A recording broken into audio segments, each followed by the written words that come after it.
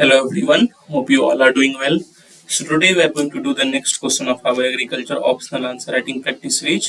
जो हमारी agriculture optional answer writing practice series चल रही है उसका नेक्स्ट क्वेश्चन का आज हम लोग करने वाले हैं. Today's question is give a brief account of genetically modified crops with suitable examples. तो जेनेटिकली मॉडिफाइड क्रॉप्स के बारे में पूछा जा रहा है, उसके कुछ एग्जांपल्स देने हैं. And this is one of the most favourite topics of UPSC. It has been asked several times. काफी बार पूछा जा चुका है जेनेटिकली मॉडिफाइड क्रॉप्स के बारे में, उनके बेनिफिट्स, उनके डिसएडवांटेजेस, उनको क्यों अभी तक उस तरह से रैपिडली अडॉप्ट नहीं किया गया है. तो there are many questions arising from genetic modified crops every year in UPSC. अब देखो तो प्रीवियसली कुछ साल में देख लो तो हर एक साल आई थिंक एक दो साल को छोड़ के in every year you will able to see it except 1-2 years. ठीक है. And this question was asked in IFS examination, that is agriculture optional paper of Indian Forest Services. So let's see how we approach this answer. So what is this genetic modification? जब हम genetic modified crops की बात करते हैं या genetic modified organisms की बात करते हैं तो what is this? It is nothing. It is simply, it is, you can define like this. It is a technology in which genes of some foreign organism inserted into host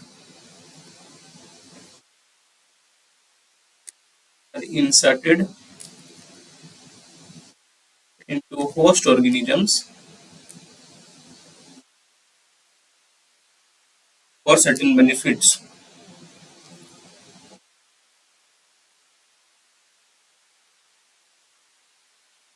तो genetic modification क्या हुआ, इसमें क्या होता है simply देखो, जैसे for example example से यहाँ समझो. कॉटन.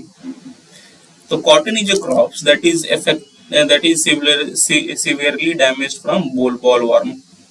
जो कॉटन bollworm है, इट इज अ पेस्ट.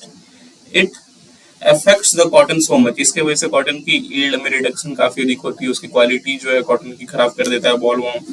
तो अब यहाँ एक बैक्टीरिया है that is BT. So there is a bacteria where BT gene is present. ये एक BT gene है जो एक बैक्टीरिया में प्रेजेंट है. That is Bacillus thuringiensis जो बैक्टीरिया है. मैं सिंपली और सब जानते हो BT बैक्टीरिया के बारे में, मैंने इतनी बार अपने वीडियोस में बता दिया उसके बारे में. तो BT जीन जो है एक बैक्टीरिया में प्रेजेंट है. अब ये जीन जो है that is incorporated into cotton. तो ये जीन जो है ये एक फॉरेन जीन है. ये कॉटन हमारा क्या है, होस्ट प्लांट है. तो इस फॉरेन जीन को हमने कॉटन में इनकॉर्पोरेट किया और अब इसके वजह से जो बीटी कॉटन हमारा बना, cotton with BT gene, that is resistance to this pest अगर अटैक करते हैं बीटी कॉटन पे तो they get die. This is resistant to this pest bollworm. तो इसमें आप क्या देख रहे हो, कॉटन के अंदर हमने एक फॉरेन जीन को इंसर्ट किया जो एक बैक्टीरिया से है, जिसके वजह से कॉटन में पेस्ट रेजिस्टेंस आ गया अगेंस्ट बॉलवर्म. तो this is simply what genetic modification is. और जेनेटिकली मॉडिफाइड क्रॉप्स क्या हुआ, वही क्रॉप्स जो इस टेक्नोलॉजी का यूज करके जो जेनेटिकली मॉडिफाइड हो गए, जेनेटिक मॉडिफिकेशन टेक्नोलॉजी का यूज करके जो हम लोग क्रॉप्स को प्रोड्यूस करते हैं, these are simply genetically modified crops. यहाँ पे कॉटन क्या होगा, that is GM crops, GM cotton. So I hope you are able to understand what genetically modified crops are, क्या होते हैं. ठीक है, जिसमें हम लोग क्या करते हैं, सिंपली जो फॉरेन जीन है, जो भी यूजफुल जीन है किसी ऑर्गेनिजम्स में, किसी अदर प्लांट्स में, किसी अदर माइक्रो ऑर्गेनिजम्स में, किसी में भी जो कि हमारे क्रॉप्स में पॉजिटिवली कुछ इंपैक्ट कर रहा है, शायद उनकी यील्ड बढ़ा रहा है, पेस्ट रेजिस्टेंस ला रहा है, एनी अदर एडवांटेजेस वो कर रहा है, तो हम लोग उसको जेनेटिकली मॉडिफाई कर सकते हैं. Those are genetically modified crops. So I hope you are able to understand what genetically modified crops are. तो जीएम क्रॉप्स ऐसे भी आप देखो तो सबसे अधिक वर्ल्ड में हाईएस्ट प्रोडक्शन कहाँ होता है जीएम क्रॉप्स का. You can see highest GM crops in USA. USA में बायोटेक्नोलॉजी का काफी यूज होता है for production of GM crops. और जो फर्स्ट जीएम क्रॉप था, the first introduced GM crop was in USA, that was introduced in 1994 and that was for tomato. You all know it, that is Flavr tomato.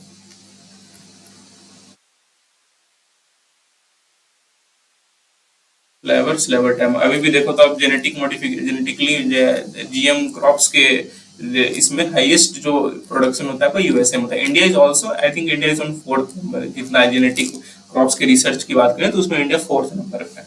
And the highest is USA, most maximum USA में हो जाते हैं, ठीक है। और जो ऊपर के 3-4 देश हैं उसी में maximum 80 to 90% of genetic modification को लेके काम हो रहा है, ठीक है।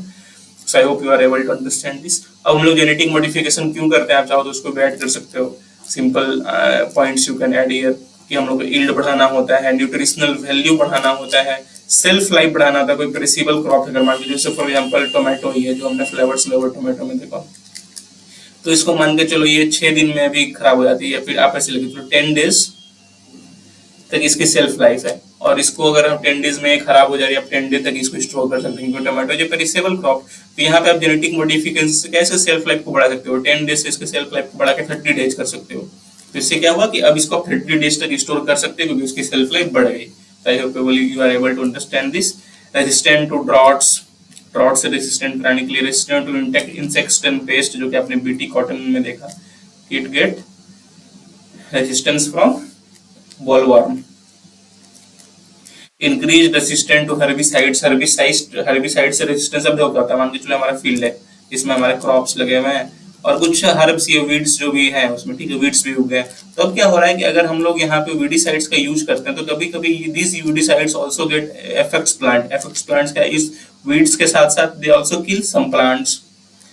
Sometimes there are problems of residue, कि जो herbicides के रेसिड्यू है that get incorporated into plant and that becomes harmful for humans in future। जब वो उसको कंज्यूम करते हैं तो उनको एलर्जी वगैरह होता है, some diseases होकर लॉन्ग टर्म डिजीजेस हो सकते हैं such as कैंसर। तो उससे कि herbicide से भी रेसिस्टेंस कर सकते हैं हम लोग। ऐसे जीन लिस्ट में इनकॉर्पोरेट करते हैं कि herbicide का रेसिस्टेंस अब इस क्रॉप पे हो ही ना, जो भी हम herbicide अप्लाई करेंगे that will simply kill the weeds without affecting the crops in any amount। So I hope you understand these are some of the common benefits of GM crops। और क्योंकि question examples भी लिखने को बोला गया है तो कुछ एग्जांपल्स आप दे सकते हैं। जैसे जेनेटिकली मॉडिफाइड कॉर्न है to resist larval pest, we have genetically modified soya beans to resistant to weed killers like Roundup. That is यहाँ पे आपने क्या देखा, हर्बिसाइड रेसिस्टेंस या फिर वीडिसाइड रेसिस्टेंस। तो वीड किलर्स जो राउंड अप है वो सोयाबीन्स को इफेक्ट नहीं करता है, ठीक है। जेनेटिकली मॉडिफाइड मेज भी है, मेज में क्या हो रहा है, एनिमल फीड के लिए हम लोग करते हैं ताकि उसमें हाई फ्रुक्टोज कॉर्न सिरप उसे हम लोग निकाल सकें, ठीक है। वी हैव एनिमल फीड के लिए भी यूज करते हैं, ठीक है, ताकि एनिमल के लिए अच्छा खाना हो जाए। और उसलिए भी, और सेकंड पर्पस इज टू कि अगर कॉर्न को हम लोग मॉडिफाई इस तरह से करते हैं ताकि उसमें फ्रुक्टोज की कंटेंट बढ़ जाए, जिसकी वजह से हम लोग उसे कॉर्न सिरप को प्रोड्यूस करते हैं। We have genetically modified cotton, जो कि इंडिया में अप्रूव्ड भी है, we all know that, GM cotton और you can say BT cotton. India के साथ साथ वो नो अदर कंट्रीज में भी अप्रूव है। We have genetically modified canola, ठीक है, it is used for cooking oil, emulsifier in packaged crops. और भी काफी सारे जेनेटिक मॉडिफिकेशन पे काम कर रहे हैं, सच एज ब्रिंजल पे काम चल रहा है, मस्टर्ड पे रिसर्च हो रहे हैं, जीएम मस्टर्ड पे। So these are the common examples which you can use. So I hope you are able to understand कि जेनेटिकली मॉडिफाइड क्रॉप्स क्या होते हैं, क्यों हम लोग जेनेटिक मॉडिफिकेशन करते हैं। कुछ एग्जांपल्स आप समझ गए कैसे करते हैं, वो भी आप समझ गए what is genetic modification. So I hope you are able to understand these things. So that is all for today. Please do like, please do share and please do subscribe. It takes a lot of hard work to make such videos for you on regular basis। Regular basis पे से videos को बनाने के लिए आपके लिए काफी hard work लगता है। And if you like to subscribe, it motivates us to make more such videos for you on regularly। तो अगर आप लाइक करते हो, शेयर करते हो, सब्सक्राइब करते हो तो काफी मोटिवेशन मिलता है हमें कि हम और वैसे वीडियो रेगुलरली आप सबके लिए बना पाए। So that is all for today। Have a nice day। Thank you।